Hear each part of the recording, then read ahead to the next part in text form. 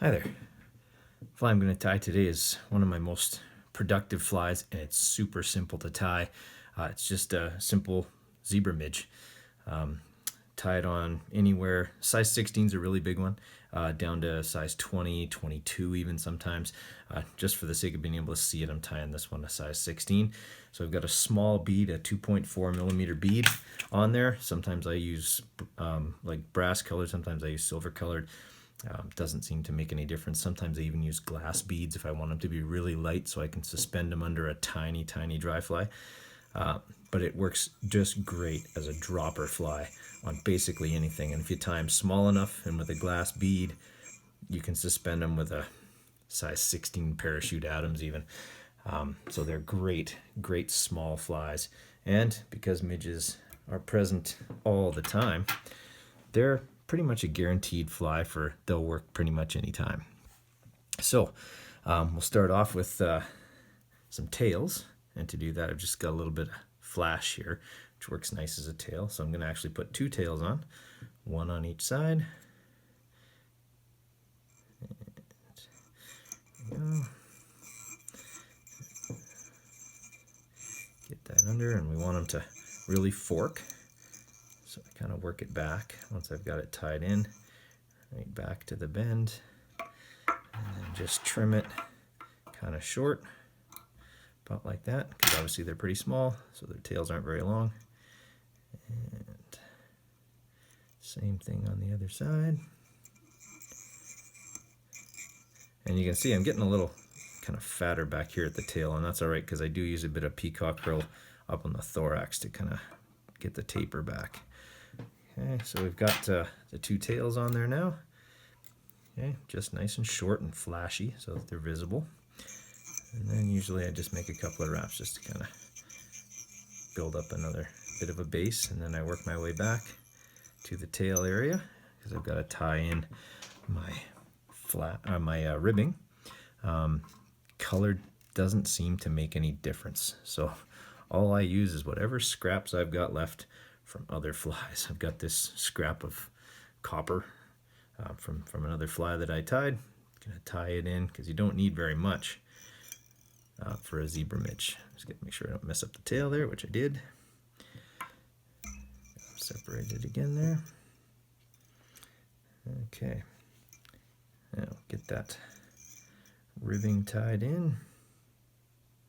I do need it closer to the tails. There we go. I'll just make sure that I bury it in there, and then I kind of build up a taper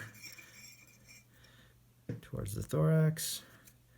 And I just wrap it around, giving it that segmentation. And like I said, the color doesn't seem to make any difference, usually since these flies are so small anyway.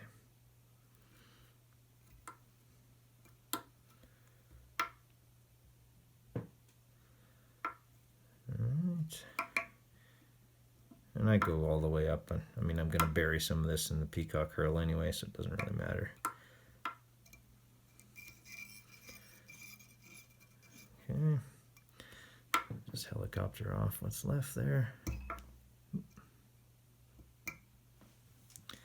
Okay, once it's broken off, I work my way back a little bit and grab some peacock herl.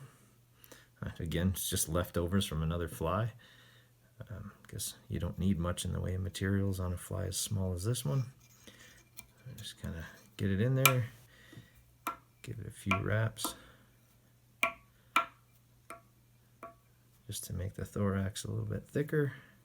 I'll go around a few times because I'm going to add some other materials just onto the top here. Everybody's midge seems to be a little bit different.